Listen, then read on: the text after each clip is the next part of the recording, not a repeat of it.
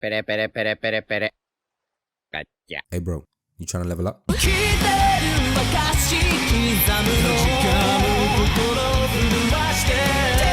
So we just got some pretty concrete news of a solo leveling anime, and with that comes a lot of hype but also some concerns. Over the last couple of weeks there have been some developments regarding the solo leveling production as a whole and some changes being made to the overall show that could rub fans the wrong way. Now one thing that astonishes me about anime production is when they decide to diverge away from the source material, which can either result in an amazing change or twist, or it could just damage the greatness of a series, and yet again it seems like this might be the direction the solo leveling team will take. However, we can't just take these story changes as cold hard facts, but these rumors seem to be very prevalent in the anime community and various popular forums and blog sites. One of the changes will be the main character's name. Instead of Sung Jin Woo, or more commonly known as Drip God Woo, we're gonna get Shun Mizushino. Now yes, a name change isn't crazy, but it's such a cool part of the character to me personally.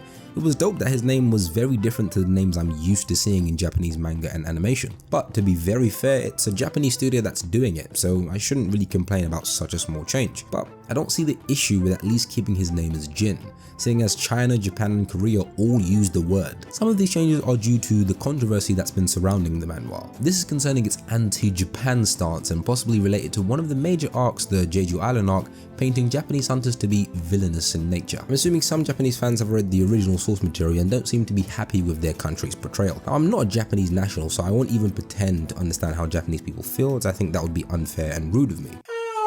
However, the arcs people are referring to is such a small part to a very massive whole. Personally, I feel like it's one of those things people just gotta deal with. And to be honest, I don't believe for a second a Japanese studio took this project on and didn't know what the original source material entailed, and that they would have to make some changes that could have some story implications. Another interesting change would be the setting. Now, with this name change, it would be very logical to assume this anime would be set in Japan, but again, there have been some rumors suggesting that the anime would be set in a fantasy world.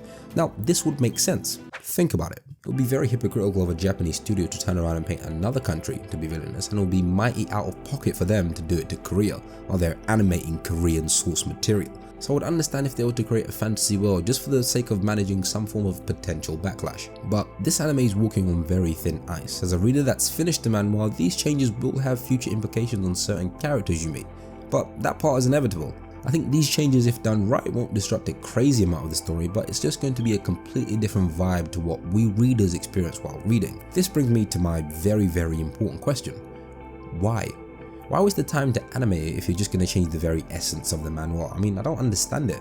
I understand changing some points and maintaining the overall identity, I totally get that, but this puts the show at risk of tanking depending on the nature of these imposed changes, and we don't even know if all those changes are finalized and if they'll even make more. I personally feel like if someone sat down and had to think that all these changes could cause Korean fans whose disappointment would be very valid, and in general fans of the source material to hate the show, we'd all be in a very, very good place right now. But you mean to tell me, on top of having to rename the Jeju Island arc, which is important to the story due to its geographical location and possibly reworking exactly how it goes down, people who have been religiously following the source material and have waited quite patiently actually for their favorite manhwa to be animated, they just gotta suck it up, huh?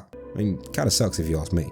And to be honest, I get why manga readers lost their mind at the Promised Neverland Season 2. Not only do these changes have an effect on the siloed story arcs, but the changes also have overarching implications in the long run that frankly many people may just not go for. Now me, I'll be honest, I don't care too much about these changes, but I just think these tweaks are just a little jarring and may end up mildly irritating me. But you know how anime fans are like, we're absolute maniacs. I mean, don't get me wrong, we have our good moments, but we are extremely judgmental on the medium, and I think it's partly because we know how great this medium truly is and how amazing it can be when done right. And to top it all off, how many episodes will it be? Because what's been floating around recently was that the anime will have 12 episodes, which will just set it up for another God of High School pacing fiasco, which no one, and I mean no one, wants to go through again. And the worst thing would be, at the very least, not to deliver on the animation, which is arguably 80% of the show. We don't want these moments to just look good.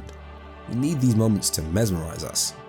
We need these moments to capture the horror of overwhelming strength and power. We need these moments to make us scream or rise. To be honest, I have no more words. The only thing I'm looking forward to is the god himself, Hiroyuki Sawano, getting busy on the score. Now, don't take this and run with it and simply disregard the anime adaptation, but take it for what it is. an adaptation. From what it looks like, it's not going to be a one-to-one copy of our beloved series, and that's fair. We're lucky to be even getting anything in the first place. So sit tight, and maybe, just maybe, A1 may just surprise us. Unfortunately, while making this video, I received a Twitter notification that stated the artist for Solo Leveling has died. And all I can say is we lost a very talented individual, and my prayers are with his family in this time of need. So this video might even be a little more important than I had originally intended. And there isn't much to say, but the duty I believe A1 has to honour his work and bring his mesmerising panels to life has increased tenfold. And as a fan of his work, I just hope he's done justice.